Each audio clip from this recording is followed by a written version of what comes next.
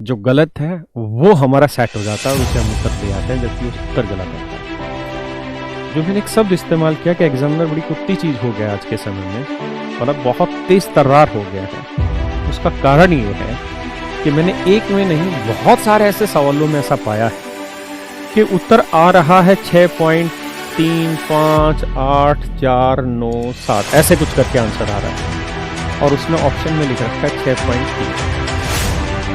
अब मैं तो सारा यूनिट डिजिट 6.3 पे समझ के लगाता चला।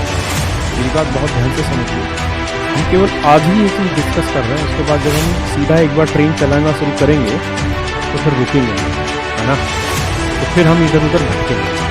मेरी बात को बड़े ध्यान से सुन रहा था कि ऐसा बहुत जगह होता है कि ये मेथड फेल बहुत स्पष्ट रूप से आपको ऐसा बहुत जगह होता है कि ये मेथड फ्लॉप हो जाता है, डिजिटल सम फेल हो जाता है, क्योंकि डिजिटल सम से मेरा आंसर आ रहा है मान लीजिए 6.5 सेट है, लेकिन ऑप्शन में उसने करेक्ट आंसर तो लिखा ही नहीं है लास्ट डिजिट तक।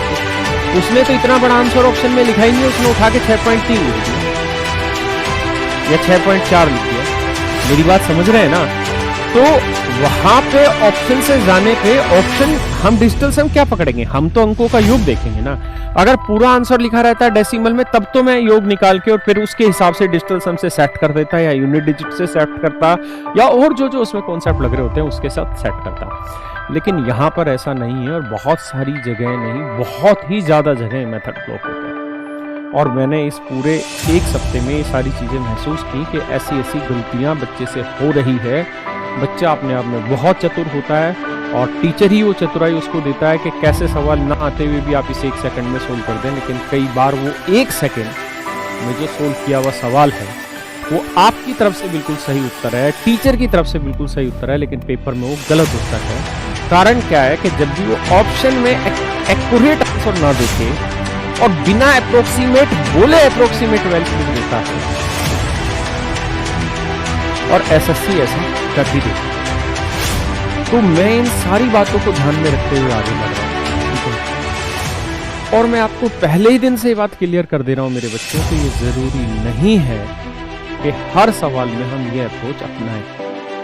कुछ क्वेश्चन ऐसे होंगे जहां पे ये अप्रोच नहीं अपनाई जाएगी, कुछ जगह इन अप्रोच को अपनाने से तुक्का भी हो सकता है, ठीक है, क्योंकि पेपर बनाने वाला जानता है कि उसे मेरी कौन सी ट्रिक फेल करनी है।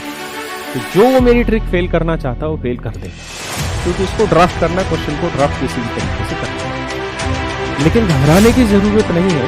पेपर अटेम्प्ट करना बिल्कुल एक डिफरेंट आर्ट है, ठीक है, क्वेश्चन सोल्व करना एक डिफरेंट आर्ट है।